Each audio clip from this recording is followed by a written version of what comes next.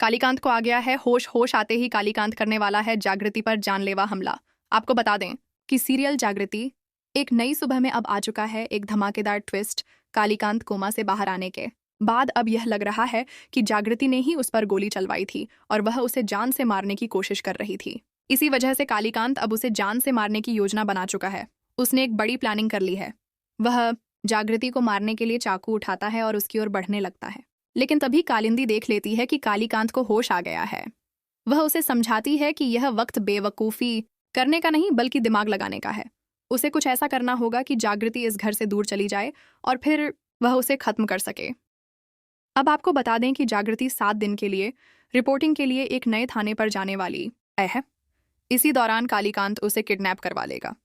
वह अब जागृति को अगवा कर जान से मारने की बड़ी साजिश रचने वाला है।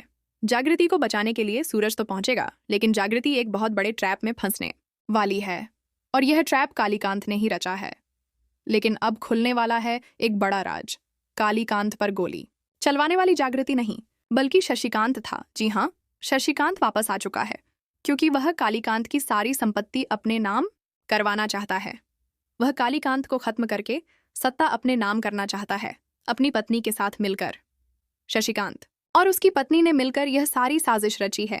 दूसरी ओर वह सूरज और जागृति के सामने यह दिखावा कर रहा है कि वह उनका शुभचिंतक है, लेकिन हकीकत कुछ और ही है।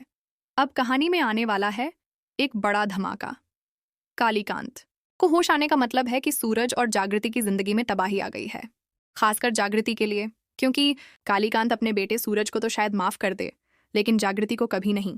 इसी सब का फायदा उठाने वाला है शशिकांत, लेकिन उसका काला चिट्ठा खुलेगा जब कालीकांत पूछेगा, अगर जागृति ने मुझ पर गोली नहीं चलाई तो फिर किसने चलाई? और यहीं से शशिकांत की सच्चाई सामने आएगी। अब जागृति एक नई सुबह में दिखाया जाएगा कि पंडित जी ने शादी की तारीख 7 दिन आगे बढ़ा दी है। इसी दौरान जागृति चलने वाली है एक बहुत बड़ी चाल, आकाश के खिलाफ। आकाश की सच्चाई को सामने लाना जागृति के लिए आसान नहीं था।